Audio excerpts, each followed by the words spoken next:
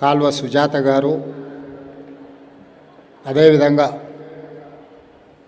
ఆర్యవైశ్య మిత్రబృందం ఒక మంచి కార్యక్రమాన్ని ఏర్పాటు చేసి నాతో పాటుగా ఆంధ్రప్రదేశ్ మంత్రివర్యులు టీజీ భరత్ గుప్తాను ఇక్కడికి ఆహ్వానించి, అదేవిధంగా పొంగులేటి శ్రీనివాసరెడ్డి గారు, దయానంద్ గారు, శాసనసభ్యులు సూర్యనారాయణ గారు, మాజీ శాసనసభ్యులు బిగాల గణేష్ గారు, ఇతర ముఖ్యమైన ఆర్యవైశ్య ప్రజాప్రతినిధులను, అదేవిధంగా వివిధ ప్రాంతాల నుంచి వేలాది మంది ఆర్యవైశ్య సోదరులు ఎల్బీ స్టేడియంలో ఈ కార్యక్రమంలో పాల్గొని చాలా ప్రశాంతమైన వాతావరణంలో క్రమశిక్షణతో ఈ కార్యక్రమాన్ని ఏర్పాటు చేసినందుకు మనస్ఫూర్తిగా మీ అందరినీ అభినందిస్తున్న. ధన్యవాదాలు మిత్రులారా. ఆర్యవైశ్య సోదరులంటే ఊరికొక్కరున్నా ఊరంతా వాళ్ళ చేతిలో ఉంటుంది.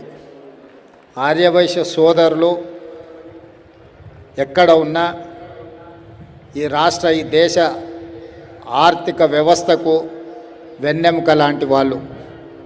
ఎవరికి ఏ కష్టం వచ్చినా, ఎవరికి ఏ ఆపద వచ్చినా గ్రామీణ ప్రాంతాలలో ముఖ్యంగా రైతులకు, వ్యవసాయ కూలీలకు నమ్మకంతో అప్పిచ్చి మళ్ళీ వాళ్ళు ఇచ్చినప్పుడు తీసుకునే ఆర్యవైశ్య సమాజము ఈరోజు తెలంగాణ నిర్మాణంలో అత్యంత కీలక పాత్ర పోషిస్తున్నారు. మీకు అందరికీ మనస్ఫూర్తిగా నేను ధన్యవాదాలు తెలియజేస్తున్నా. మిత్రులారా, మీరందరూ ఈ తెలంగాణ పునర్నిర్మాణంలోనే కాదు, ఈ తెలంగాణ యొక్క సంస్కృతి, తెలంగాణ యొక్క ఆర్థిక అభివృద్ధిలో మీరు భాగస్వాములు.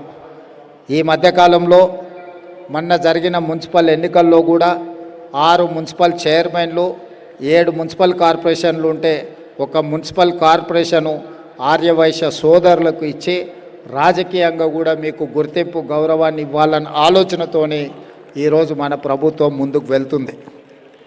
ఈరోజు ప్రపంచంలోనే భారతదేశానికి గుర్తింపు రావడానికి, అదేవిధంగా రాజ్యాలు రాజుల చేతుల మారిన, రాజ్యాలు రాజుల నుంచి గుంజుకొని ప్రజాస్వామ్యంలోకి రావాలన్నా యుద్ధాలు జరగాలి, కుతుకలు తెగాలి, రక్తం ఏర్లై పారాలి, అప్పుడే అధికార బదలాయింపు జరుగుతుంది.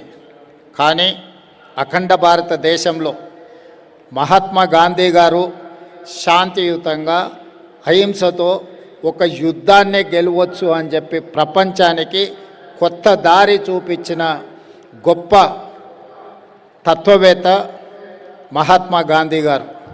వారు మీ జాతిలో పుట్టడము మీకే కాదు, భారత జాతికే ఒక గొప్ప గర్వకారణం. ప్రపంచంలో ఏ దేశంలో అయినా అధికార మార్పిడి, అధికార బదలాయింపు హింస ద్వారానే జరిగింది.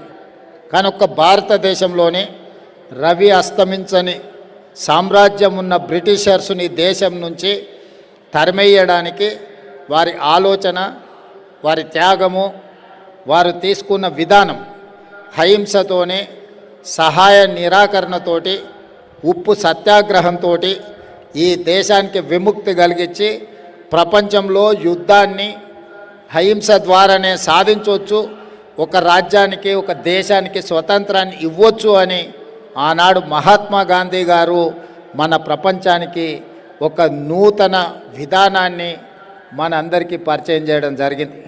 వారి వారసత్వంలో శాంతియుతంగా అహింసా మార్గంలో ఈ దేశ అభివృద్ధిలో కానీ, ఈ దేశ రాజకీయ వ్యవస్థలో మీరందరూ ఆనాటి నుంచి ఈనాటి వరకు అప్పుడప్పుడు మీకు అవకాశాలు వచ్చినా రాకపోయినా, మిగతా వాళ్ళలాగా అవకాశాలు రాకపోతే కూడా మీరు మౌనంగా అవసరమైనప్పుడు ఆ అంశాన్ని గుర్తు చేసే ప్రయత్నమే చేసిండ్రు తప్ప మీరు ఎక్కడ కూడా క్రమశిక్షణను ఉల్లంఘించిన సందర్భం లేదు. ఈ క్రమశిక్షణ ఈ రాష్ట్రం, ఈ దేశం యొక్క ఎదుగుదలకు, మీ గుర్తింపు, గౌరవానికి కారణమైంది. మహాత్మా గాంధీ గారే కాదు, పెద్దలు రోసయ్య గారు నాకు అభిమానం, నాకు ఇష్టమైన నాయకుడు.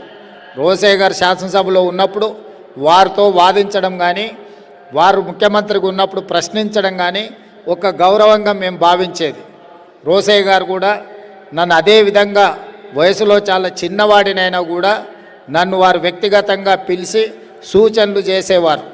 అందుకే రోసయ్య గారిని చనిపోయిన తర్వాత తెలంగాణ రాష్ట్ర ప్రభుత్వం తరఫున అధికారికంగా వారి వర్ధంతి జయంతులను నిర్వహించడానికి తెలంగాణ రాష్ట్ర ప్రభుత్వం నిర్ణయం తీసుకోవడమే కాకుండా లక్కడికప్పుల చౌరస్తాలో అత్యంత కీలకమైన జంక్షన్లో మనం రోసయ్య గారి విగ్రహావిష్కరణ కూడా చేసుకొని తెలంగాణ ప్రజలకు రోసయ్య గారి స్ఫూర్తిని ఈరోజు మనము కొనసాగిస్తున్నాం.